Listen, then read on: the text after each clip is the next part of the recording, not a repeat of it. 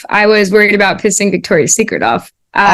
I definitely at a certain point in press, we had to just start saying, my lawyer was like, okay, you got to ask people to stop talking about it. Some of these people are really, really powerful, and that freaks me out. It's been definitely intimidating. I went through some streaks of paranoia, right on my shoulder. I'm like, are they listening?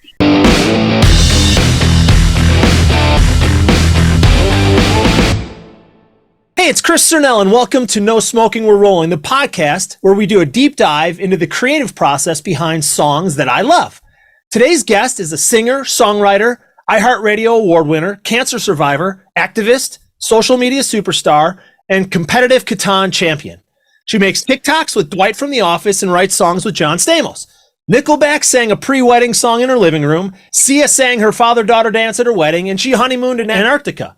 She's also the first person to rhyme boobs with dude in a song, and we're going to talk about that song today. This pop rock anthem came out in summer 2022, taking the world by storm. It's been streamed hundreds of millions of times across online platforms, charted worldwide, certified gold, and became a body positivity anthem for girls and women of all ages. The song is none other than Victoria's Secret, and here to talk about it is the one and only JAX. Welcome, JAX. Oh my God, that was the coolest intro I've ever gotten in my life. Wow. Did I get it all right? I mean, yeah, I don't know how I'm going to live up to that, but especially the Catan champion, because it's true. I can't wait to show all my friends this interview, because they need to hear it sometimes. They got to get humbled. So Victoria's Secret. This song comes out of nowhere. It goes viral on TikTok. It's on the radio, playlists everywhere. Seemingly, you're an overnight sensation, except you're not. You're not an overnight sensation. You've been doing music your whole life. You've been singing and performing for your whole life. You battled and beat cancer in between. You signed a record deal, released a single first. That's not an overnight sensation. That's someone who's been working their ass off for a decade, right? Yeah, I've been writing songs since I was a very small baby, and it was always my first form of therapy. I was just a dramatic kid growing up. So every time I had a drama, I write a song about it. And I've been performing on stage since I was a kid. I've always loved it. And I spent many, many years either writing for my own artist project or writing for other people, just for some lucky day where people would be listening to my music. And we got really super lucky after 2020 gave us, I always looked at 2020 obviously it was a really, really tough time for everybody. But I think for a lot of artists and creatives, it was a really good moment where when the whole world stops, it kind of gave us the opportunity to hunker down and create stuff and catch up.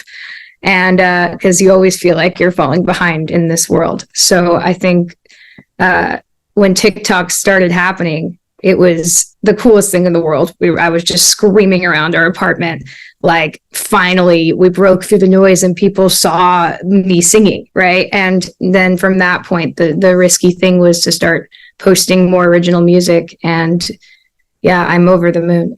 Everything, all the cards kind of fell into place, and obviously it's not without a grind.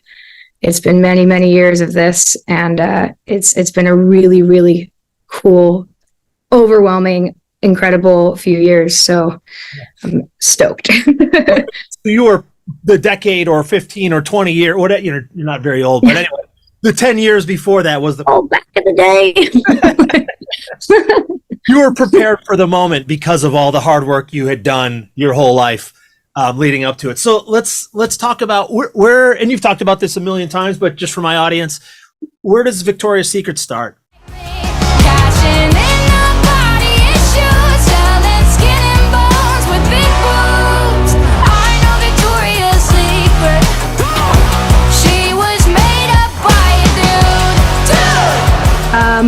For me, Victoria's Secret was one of those songs that took me many years to write. It was one of those concepts that I had and didn't know how to write it, because every time I tried, it would be really sad because, it's not necessarily a happy concept. I have been struggling with eating disorders my entire life, especially being in entertainment. There's this like world of pressure to look a certain way. And since before I could remember, like young preteen, I'd struggled with body dysmorphia and anorexia and gone through nutritionist on nutritionist. And so when you try to write a song like that, you know, rhyming boobs and dude isn't really the first thing that comes to mind. And even when we started the process of writing it, it started on piano, like it was sort of a ballad. And then I think the thing that brought the song together and kind of like that switch turned on was that I've always done really well with masking my trauma and hiding behind my trauma with humor and puns and kind of laughing about it. I have a very Brooklyn family, so we just kind of laugh about hurtful things, and it brings light to the conversation. But I think there was something powerful in mocking the culture as opposed to just sitting in my sadness about it.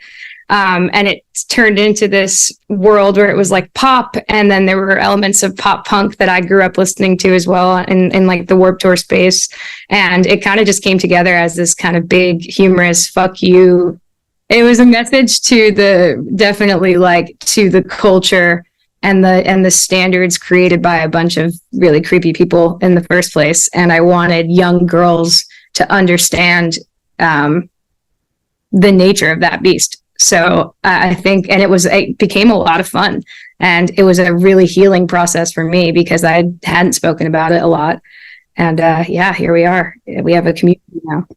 I love it. I was writing down as I was thinking about the song. I was like, you strike me as and I could be wrong, a serious musician and artist, but you don't take yourself too seriously. And you know, so you've got can't have cars, not girls summer, the Thighs of Thunder, the Hunger Games, all the Hey Dummy, all the great, like, I like, to me, that's like the first time I heard it, I was just like, great song, love it, you know, big rock anthem. But as you get into it, and it's the fifth listen and the 10th, and now I'm on like the 7,000th listen as been, you know, preparing for this interview, like, just like people connecting with a real human being funny, not taking yourself too seriously, but talking about a very serious topic. And is that what you think maybe people are connecting with on this one? Yeah, I think it was, I didn't expect it to do what it did. I think like this business is predominantly like older men. So when I get my industry focus group, the excitement is never really the same as the excitement as like younger kids, especially young girls on TikTok and stuff like that. So it was for me like a personal story for me and Chelsea, and a personal moment that was like really special to us, and especially now. She got to be the face of something really, really cool for like girls her age, especially, and just everyone her age. I definitely did not imagine that it would form such a community, and that people would relate to it in the way that I related to it, and that it was relative to like my personal story. So I'm very lucky. That's really all you could pray for as a songwriter, is like, you write your story, you write what you know. I'm no expert in anything other than rhyming puns, like, but I will say this is what I know, and I'm glad it translated in that way. I know you said just now, and I've seen the interviews where it was a sad song, and it, you know, when you play it on the piano with like sort of the sad vibe, it's like, oh, I could have seen this just being a ballad, like about, you know, but the chorus is arena rock, and I love that. Thank you. How did that happen? Was that you? Was that co-writers? Was that just a combination of, hey, we need to make this sort of saddish thing big and awesome and fist pumping and all that? Well, when I came in the room, it was two really good writer friends of mine, Dan Henning, actually, ironically, two guys, and we were like sitting there, and I said to Dan, I was like, I had this story the other day. I want to talk about it. I always wanted to write the concept Victoria's Secret. It was like a joke we had as a kid, you know, it was like Victor's Secret or whatever it was. And I was like, I really want to write this. And Dan happened to be like, oh my God, I've always wanted to write that concept too. So it was like this ding ding moment of like, okay, so should we try to like tackle this thing together?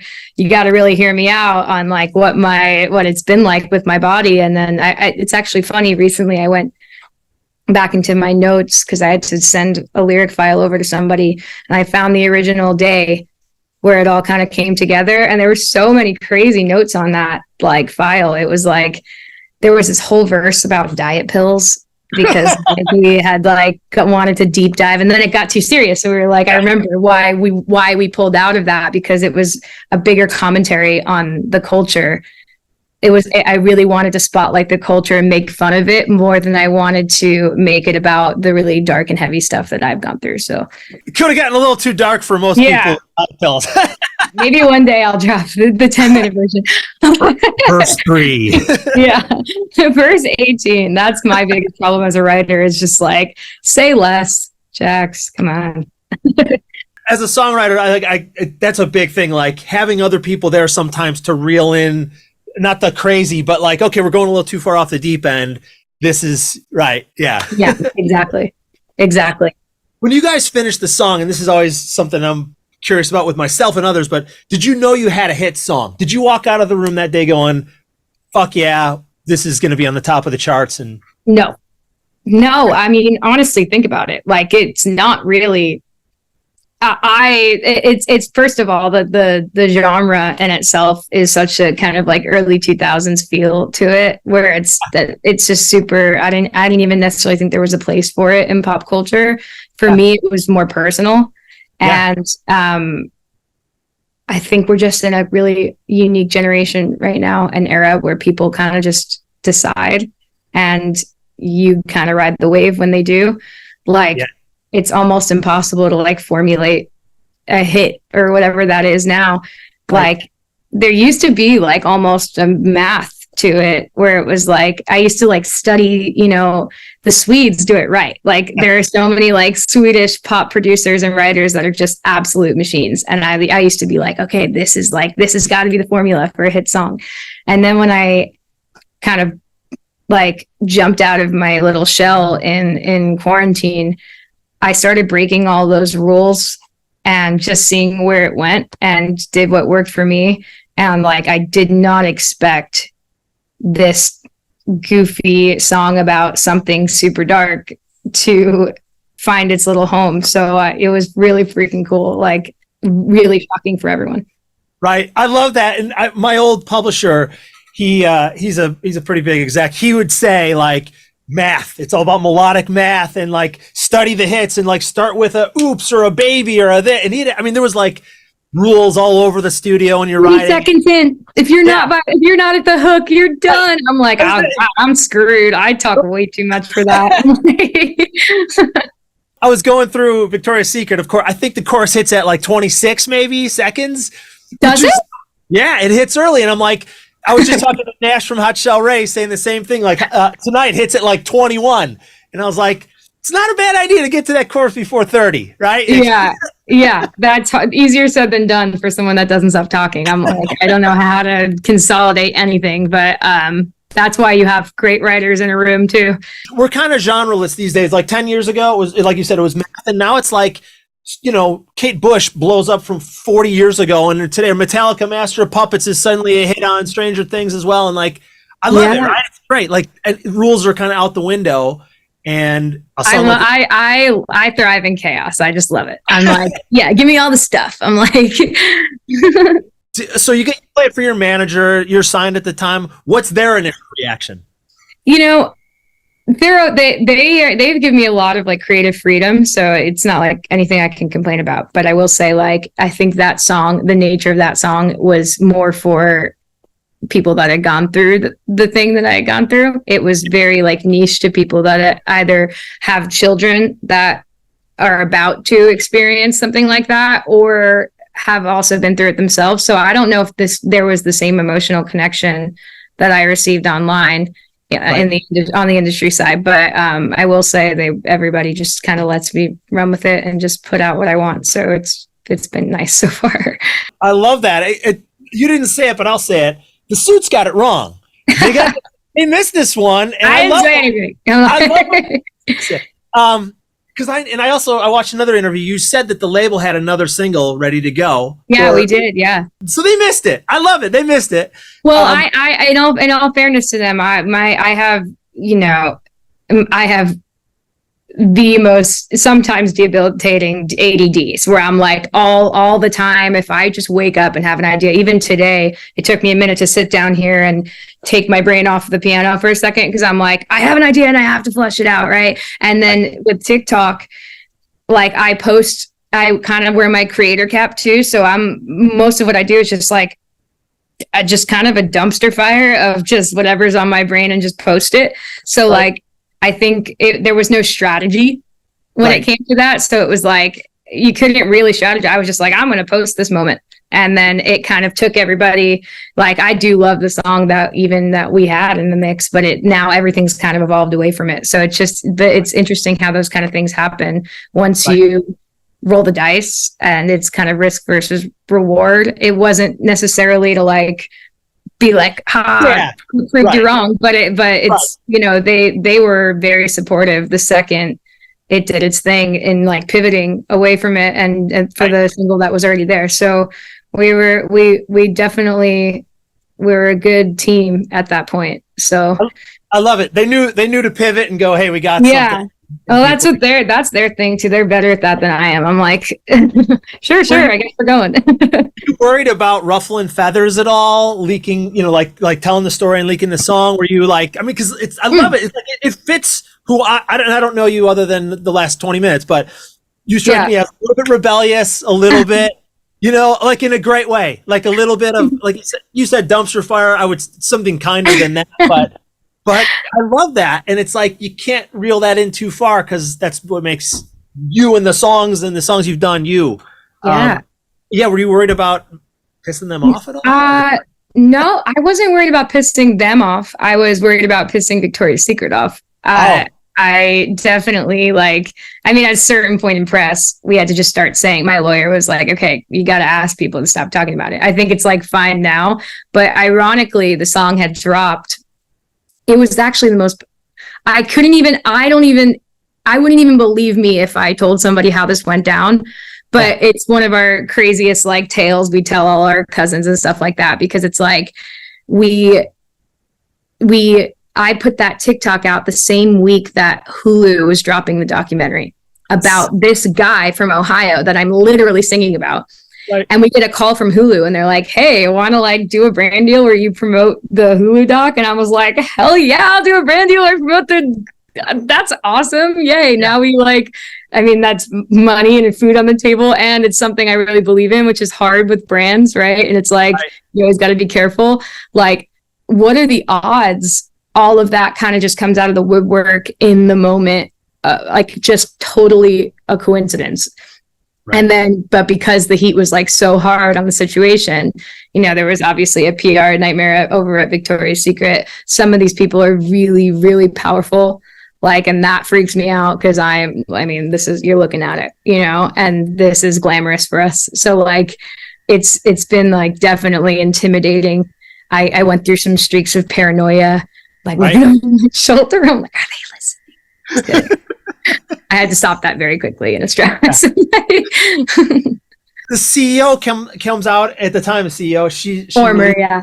Right. I was like, oh, so I don't even know if I want to touch that one, but right. She comes out with a statement, and it was, it wasn't it was a very PR'd statement, very edited, and we support what JAX is doing, and we want to be better. But that's nuts.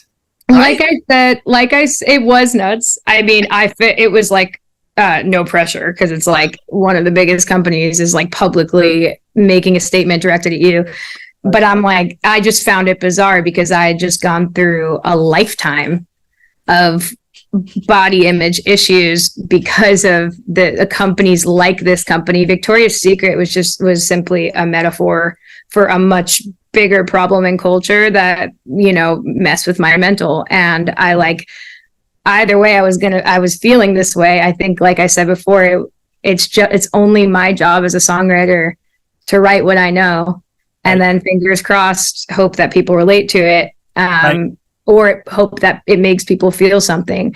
But it wasn't ever my intention to like be more involved in the marketing strategy of Victoria's Secret or like where the culture goes. This is how I contribute to that. So like when they reached out, I just felt like the best response was to open up the floor to every person that had connected with my song, because the only reason Victoria's Secret, my song, was, you know, a thing is because I got the support from all of these people that have gone through the same trauma in different ways, sometimes just ways that I could have never even imagined, like really, really dark stuff. And I was like, you guys, I don't feel like I don't want to be personally responsible, and I don't want to talk on everybody's behalf here. We have the floor. We did it as a group, like almost as an army here, and we made some sort of tiny little shift in culture. They're asking, so you tell them what you need. So I've already kind of gotten that off my chest. So that was that felt like one of those moments where if I stopped doing music that day, I made like such a cool impact, and that feels like enough, like by accident, just from a couple of 4 chords and boobs and dudes. Boobs, dudes, chords.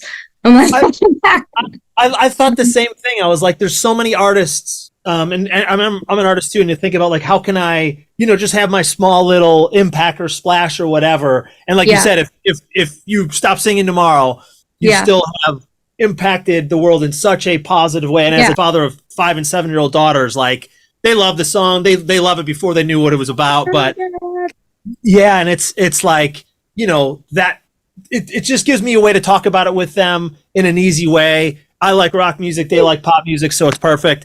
Oh my God, how cute. I love that. So you talked about life change. How did this song change your life? I mean, other than we talked about the Victoria's Secret, all that stuff. Tell me about some of the other ways this song changed your life. First and foremost, it was a fast track to healing. Like, first and foremost, it was a community I never knew I had. I never was open about any of it. So I made thousands of new friends and heard so many countless stories that I was able to heal through and connect with other people on. And I think like without the song, I would be in a very different place on how I look at myself in the mirror. And I 110% owe that to all of the fans of the song, the people that supported it, and the people that were like brave enough to share their stories on top of it. So that was huge for me and pretty much put my therapist out of business. I think, and then on the music side of things, it's everything I ever dreamed. Like I got to be authentically goofy and unapologetically myself, and also sing about things that have caused pain in my heart. And also got to help young girls, which is always my goal in songwriting. So I think like everything changed.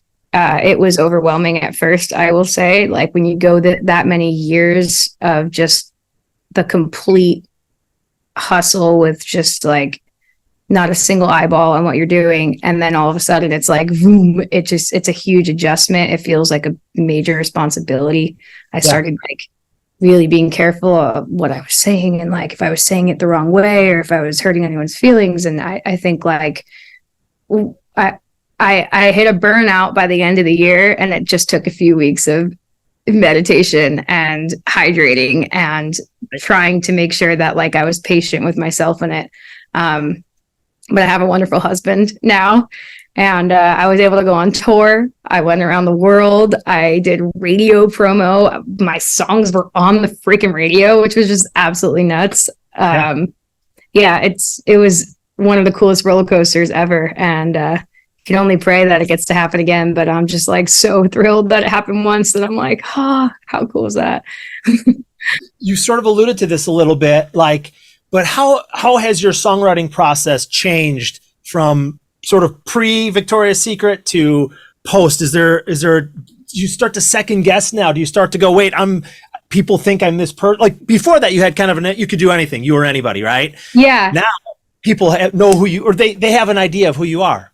I think the darker side to it, like the part that was really frustrating for me, was not so much how I felt as a writer, and as but like it was how the corporate side of everything felt, like the branding side, and everybody kind of like it's so easy to get pigeonholed into like one thing. So people really wanted just like straight up like you know anthemic, empowering, big giant songs, and it wasn't necessarily what I like wanted to keep writing. I typically write about one thing and then move on to the next thing wherever my brain goes. Right. So like I didn't want to get stuck in this like world of being an activist, because that really wasn't my truth when I wrote the song. Like Right. it wasn't at all my goal. I'm very lucky that it put me in that place and that I was able to speak my truth, but I really wanted to branch out and write a lot more, which is what I've been doing for like the last year, and now have a an absolute dumpster fire of an album that I'm really excited about. So where I got to really speak about the personal relationships in my life, and the things I've been going through. So I'm stoked on that. But as far as like the writing side goes of Victoria's Secret, I don't think it changed anything other than it gave me a little more reassurance that if I trust my gut, then cards will fall where they're supposed to fall. So I love that. We'll talk a little bit about your album in one sec. I just wanted a couple more things on Victoria's Secret. Yeah. Is there something that everyone misses about the song that you love? It could be a line. It could be like a mistake. It could be maybe they missed the point. I don't know. What does anybody miss about that, or everybody miss? I think there was like your occasional like angry guy that was just like, why do you hate all men? I was just like, what?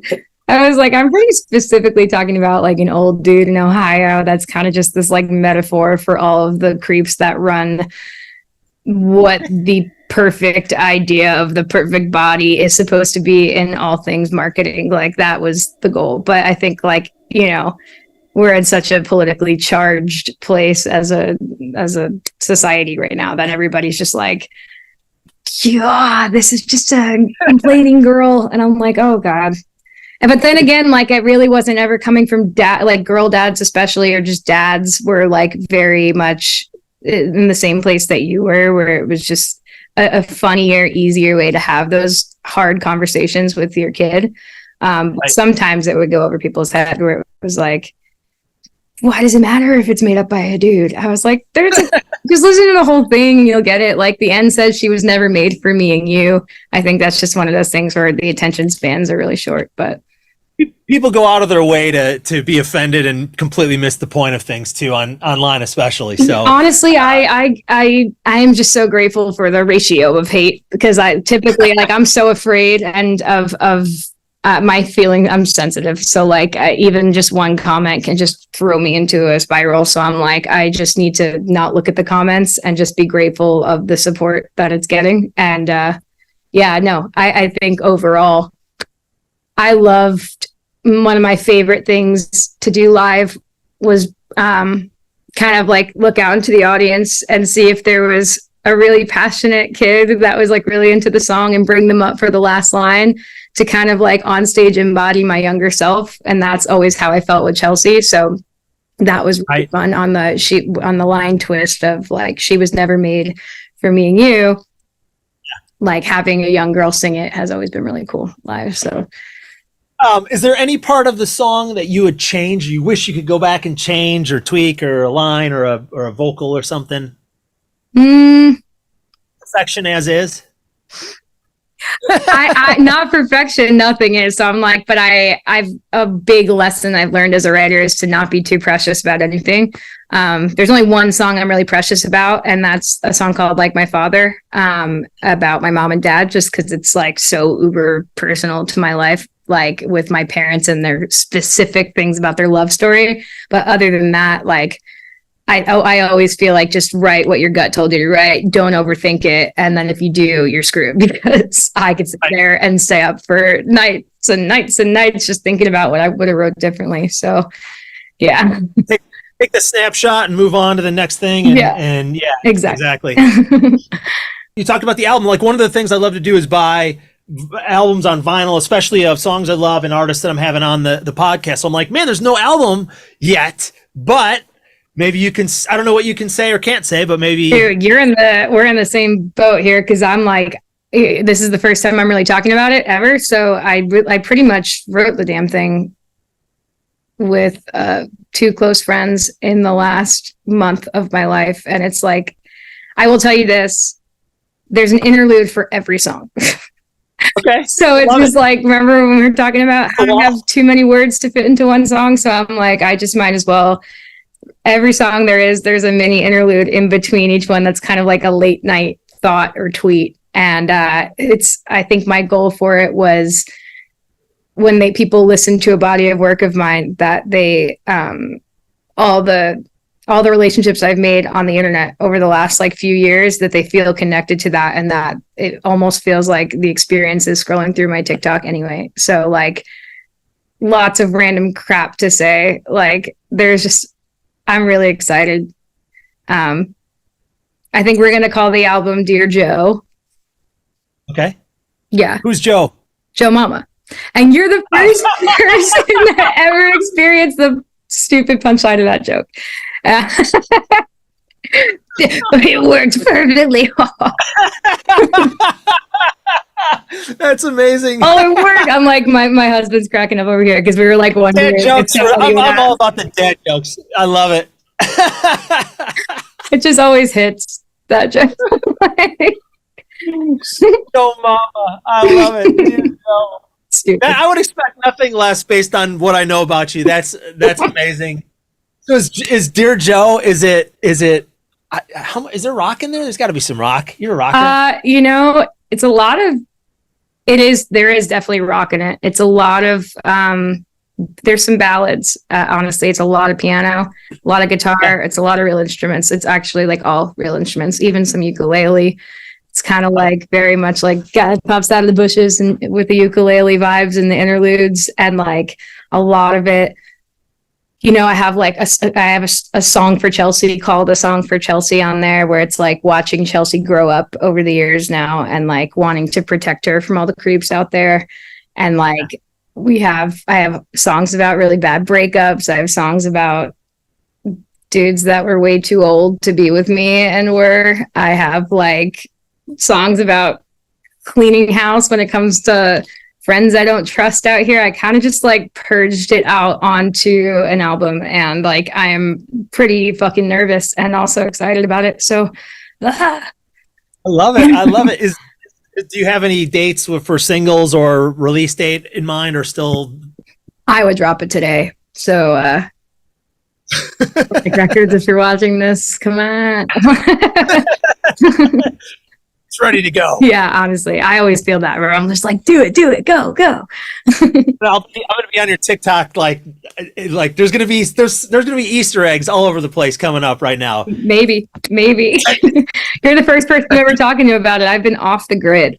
Like, I actually spent my honeymoon in Antarctica, and just to by the way, go off.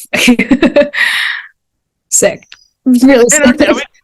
We could have done a whole podcast about your honeymoon to honestly, probably not. Like, there's no life in Antarctica, so like we're pretty much just on a boat floating around with an iceberg, and just like completely turning off our phones and just being in love, and husband and wife, and not thinking about work.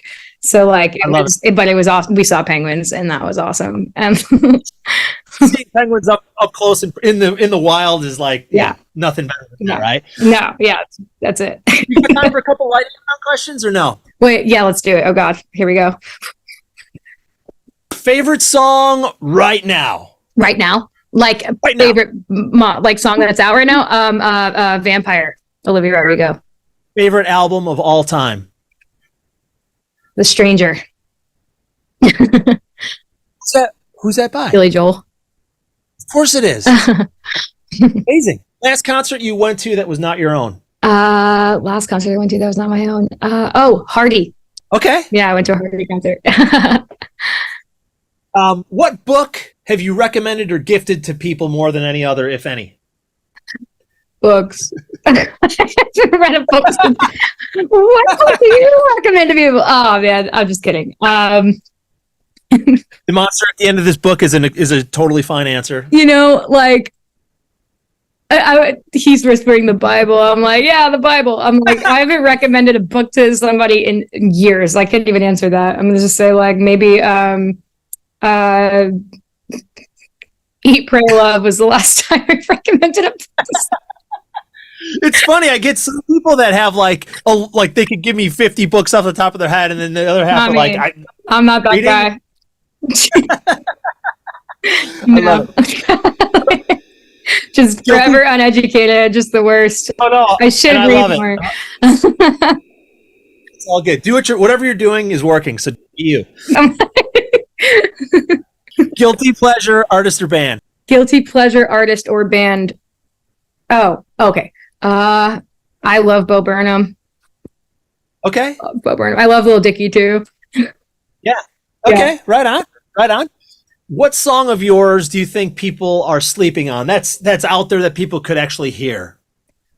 I'll always say Like My Father, just because like I never feel like it's enough attention when it comes to my parents' love story. So it's an amazing song. I was actually thinking about talking about that one with you. It gets a little less attention, obviously, but it's such an amazing song, and I just think about like the gift to them that is every day. And I'm like thinking about like as a dad now, I'm like, man, what if one of my kids, first of all, I'm going to try to talk my daughters out of not being in the music industry, but if they happen to, I think I would scare the shit out of me if my kids one day wanted to be in this business, because this is a scary business. But I think my parents eat it up though. They're like, finally, the love we deserve. Great. What advice would you give to my 5 and 7-year-old daughters? And it doesn't have to be, you don't have to think Victoria's Secret or that idea, but just what would you tell them? This one's a really hard one because I don't know your daughters personally and like what kind of personality types they have. But sure. I think like there was always something for me, what my dad always told me was to treat others the way you wanted to be treated, and no matter what you did.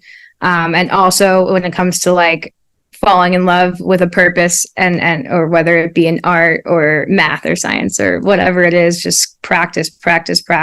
And when you have something really special, like don't let anybody whisper in your ear and tell you it's not. Run with it. Trust your gut. Love it. I love it.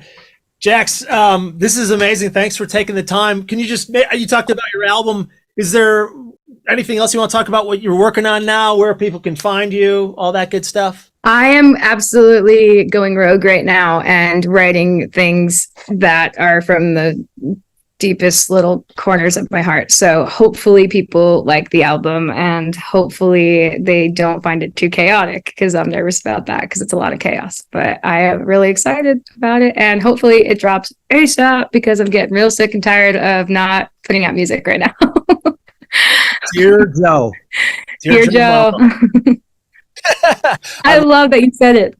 I'm so glad I got to experience the first punchline in the for the album cycle. I am too. So, thank you so much for taking the time. I really, really appreciate it. I'm a huge fan. My daughters are huge fans. My wife's a huge fan. But we're cheering for you. We love what you're doing. And Nash told me you were the coolest person ever. He's the coolest person ever, dude. He really is. And next time when we can figure the technical difficulties out, I'd love to say, you said it was Isla and Evelyn? Evelyn and Isla, yeah. Hi, Evelyn. Hi, Isla. You'll see this later, but I love you guys. And thank you for listening to my music. You guys are rock stars. And one day I'm sure we'll meet in person. Everybody always meets, so... I think did you write, was Mark Nyland one of the writers on Victoria? Yeah. I used to be published at APG. He was there. Cool. We're not buddies, but I know him, and we've talked a few times, and we've worked like ancillary on certain projects. So like, so like the world's always crossed, right? He's actually been my right-hand man in this album. So I love really it. Just me, Mark, my guy Jesse, friend of mine named Wayne, and we just kind of kept it locked doors, no one else. I think that's the way to do, like, and you've probably experienced this too. Like, like throwing people in with different writers every day, it gets exhausting, and you're like, man, I can kind of, let me find the people that I groove with, the 3, 4, whatever it is. Let's just make music with them for a season. And it's kind of like a catch-22, because it's like, I wouldn't have found the writers that I totally love if I didn't, get out there and do all the session dating and stuff like that. But also, I am such a people pleaser that, like, I am so emotionally exhausted by the end of a writing session of just like meeting a bunch of people, because it's so much to unpack if you think about it. Like, just meeting somebody for the first time, then trying to like dig into their soul and while they dig into your soul, and then like also try to come up with something out of the air. With strangers, and then also not wanting to offend them or make sure that you don't step on any toes, or make sure that, like, if there's an alpha in the room, to let them lead. There's so many like different little intricate things about every room in a creative setting. So like for me, I needed to step back and just like be inside of me, like, and then I've had some amazing friends that are just way more talented than I am to help me like forge something together. So yeah, you're right, because it's like let's get vulnerable with a complete stranger. We're like, try to think about them, try not to piss them off, try not to get offended, you go home and you're like exhausted. Like, man, like you said, you have to kind of early in the career you do that because you kind of have to meet people, and then after that it's like, find your people, and then just date occasionally, and then find a new go-to person, but don't the like 150 sessions a year. I don't know. I'm over it. Who needs it? That's a whole other thing. That was like my first few years out here, and I'm like, I can't do it anymore. But I did meet some really great people, so there you go. Thank you so much, Jax, again. Thank you. You're awesome. Wow. What a great time I had interviewing Jax about her hit song, Victoria's Secret. Tons of great stories and insights, and really excited for her new album. Thanks for listening, and be sure to like, subscribe, leave a comment below, and stay tuned for the next episode. See you soon.